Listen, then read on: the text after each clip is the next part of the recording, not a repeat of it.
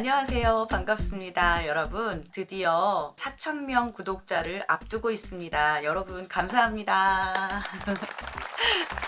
제 채널은 심각한 내용을 다루고 있고 대중적이지 않고 보편적이지 않은 채널이라서 인기를 얻기는 사실 쉽지가 않습니다. 10년째 유튜브를 하는 동안 구독자나 수익 창출이나 이런 것들에 대해서 조바심을 내보지 않았었습니다. 그래서 1,000명 넘은 것만 해도 너무 감사하다. 그런데 얼마 전부터 영상 하나로 인해서 지금은 2배 이상의 구독자가 생겨난 셈입니다. 제가 영상을 재미있고 즐겁고 행복한 마음으로 찍고 있습니다.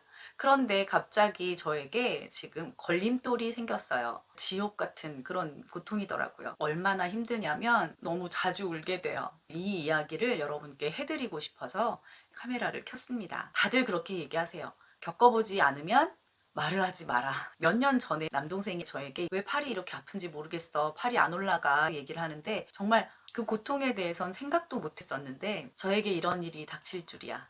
상상도 못 했습니다. 저는 무용을 하고 키즈 요가 자격증이 있습니다. 요가를 가르치는 사람이었으니까 스트레칭과 몸에 대한 상식이 얼마나 많이 있겠어요. 그리고 저는 임신했을 때도 줄곧 해왔던 스트레칭 다리 찢기 때문에 1시간 안에 아이들을 다 낳았어요. 그 정도로 제가 유연성이 탁월한 그런 사람이었습니다. 그런데 코로나로 인해서 집에 있다 보니까 운동도 하기 싫고 나가기도 싫고 영상만 찍고 그림이나 그리고 오히려 더 운동을 안 하는 거죠. 그런데 얼마 전부터 너무 살이 많이 쪘다. 저는 마음만 먹으면 빠질 거라고 생각을 했어요. 근데 제가 이렇게 먹는 걸 행복하고 즐거워하는지 몰랐답니다. 먹는 게 안 줄여지는 거예요. 여러분들 다 공감하시죠? 우리 나이에 먹는 즐거움을 빼면 뭐가 있습니까?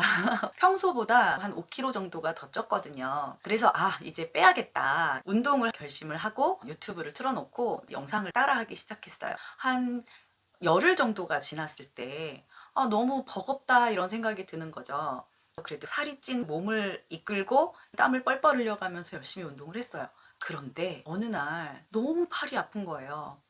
화장실에서 물을 내리려면 뒤를 이렇게 돌아서 물을 내려야 되잖아요. 팔이 뒤로 안 돌아가는 거예요. 너무 아프다. 이러면서 팔이 왜 이렇게 아프지? 그리고 말았는데 이 정도로 급격하게 안 좋아질 거라고 생각을 못 했습니다. 그냥 어깨가 조금 안 좋구나 이런 생각을 했는데 여기는 어딥니까? 베트남이잖아요. 한국에 나갈 수도 없고 병원을 계속 다닐 수 있는 형편도 아니고 이걸 어떻게 교정을 하지? 그때보다 지금이 훨씬 더 안 좋은 상황이 됐어요. 그냥 아프다. 팔을 많이 써서 그런가 보다 라고 생각을 했었지만 지금은 어느 정도인지 여러분께 적나라하게 보여드리도록 하겠습니다. 그리고 제가 왜 그렇게 됐는지 원인을 한번 생각해 봤는데 3년 동안 제가 가이드를 했다고 했잖아요. 움직이는 차 안에서 가이드는 설명을 하게 돼 있어요. 보통 여행지 내려서 설명을 하죠. 그런데 베트남 같은 경우는 한국 가이드가 문화유적지나 이런 데 가서 설명을 할 수 없게 돼 있어요. 그러니까 도착하기 전에 버스 안에서 역사와 문화에 대해서 설명하는 건 당연하고 안에 들어가서 해야 되는 부분들을 버스 안에서 다 하게 되는 거예요. 일어나서 하다 보면 마이크를 이렇게 들고 그러면 버스가 움직이고 흔들리죠. 그럼 손님들이 또 불안해해요. 그러니까 왼손으로 의자를 잡고 서서 이렇게 지탱을 하면서 합니다. 그러면 마이크가 흔들려요. 움직이지 않게 하기 위해서 옆구리에 꼭 끼고 이렇게 하게 되는 거죠. 이렇게 하면서 어깨가 올라가요. 마이크가 이렇게 있으면 안 되니까 앞으로 이렇게 오게 되죠. 그러면 여기는 펴 있고 이쪽은 이렇게 앞으로 말리는 어깨가 되는 거예요. 그러다 보니 어깨가 너무너무 아팠어요. 마이크를 잡고 했던 것이 자세를 망가뜨린 원인이 됐던 거예요. 그런데다가 토요일까지 제가 일을 하고 주일날 교회 갔다가 오면 현지 교회의 교인들을 상대로 이제 월십을 가르칩니다. 세게 하는 동작들이 상당히 많아요. 앞에서 동작을 보여주는데 아파 이러면서도 참고 하는 거예요. 왜냐하면 그들은 저의 아픈 모습을 모르니까 적당히 내가 지금 아파서 이렇게 얘기를 할 수가 없는 거예요. 저를 보고 따라하는 사람들이기 때문에 열심히 가르쳤습니다. 동작이 센 거를 하다 보니까 이게 염증이 되는 거예요. 염증이 되면 더 안 움직이게 되죠. 아프니까. 이렇게 아프지 그냥 주무르기만 하고 이랬었던 거죠. 보통 이 50견은 너무 팔을 많이 써서 생기는 경우도 있고 너무 많이 안 써서 생기는 경우도 있어요. 그래서 누가 걸리게 될지 모르는 거죠. 저 같은 경우는 동결견이라고 하는 명칭인데요.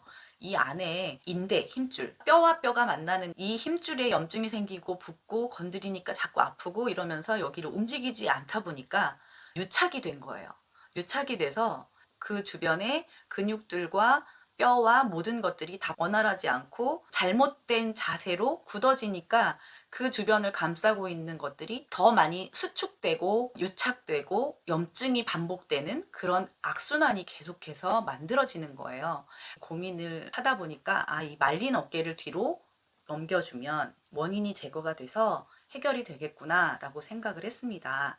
어떻게든 운동을 해봐야겠다. 그래서 여러분께 상황이 어떤지 이렇게 영상을 찍고 저는 운동으로 이걸 고쳐보려고 합니다. 그래서 증거 영상을 남겨야 하잖아요. 그래서 여러분께 공개를 하는 겁니다. 중학교 3학년쯤에 저희 아빠가 옷을 갈아입으면서 막 팔이 아프다고 팔에 이렇게 껴져 있는 옷을 벗겨달라고 눈물을 흘리지만 않았지 거의 울다시피 했어요. 많이 아프신가 보다 하긴 했지만 그래도 참 엄살이 심하다 이렇게 생각을 했었어요.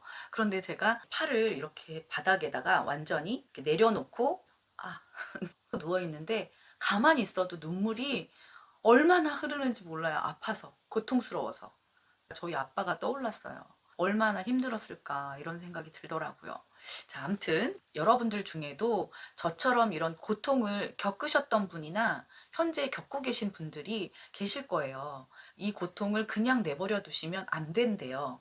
너무 아프다고 놔두면 한 2년 지나서 1년 지나서 괜찮아질 수는 있대요. 그런데 가동 범위가 줄어드는 거죠. 저는 지금 왼팔은 뒤까지 그냥 이렇게 가요. 오른팔은 뭐 상상할 수 없습니다. 그래서 여러분께 지금 어느 정도 가동 범위인지 영상을 남겨드리도록 할게요. 그리고 다음부터는 일주일 후에, 2주 후에, 3주 후에 이런 식으로 이렇게 영상을 제작을 해보도록 할 테니까요. 예방하는 운동으로 정말 좋다고 하니까 여러분들 한번 따라해 보셔도 좋을 것 같습니다. 제가 어떤 정도의 증상인지 왼팔, 오른팔 비교해서 보여드리도록 하겠습니다. 잘 보이시나요? 박시한 옷을 입고 있지만 팔은 잘 보이죠? 이쪽 팔이 아파요. 먼저 왼쪽 팔이 어느 정도 돌아가는지 보도록 하겠습니다. 왼쪽 팔은 위로 올리는 거, 뒤로 넘기는 거, 이 정도 가고요. 어깨에 손을 올리고 이렇게 귀를 지나서 한 바퀴를 돌릴 수 있는 정도입니다. 팔을 벌려서 드는 것도 쉽게 되고요. 뒤로 팔 뒤로 넘기는 것도 중에서 이렇게 지금 여기 끝까지 올라갈 수 있는 정도의 유연성을 가지고 있어요. 그런데 오른쪽 팔은 이렇게 한번 해볼게요. 보이시죠? 지금 전부 다 뒤로 넘어가는 건 상상할 수 없고요. 지금 이렇게 팔이 뒤로 안 넘어가서 이 정도에서 이렇게 내려집니다. 이것도 너무 고통스러워요. 옆으로는 이 정도, 네, 이 정도까지 됩니다. 뒤로는 이 정도 되고요. 자, 그리고 뒤로, 네, 여기에서 더 이상 안 올라가요. 너무 아픕니다. 가동 범위가 이 정도로 줄어들었어요. 그만큼 많이 심각해졌다라고 보시면 되겠습니다.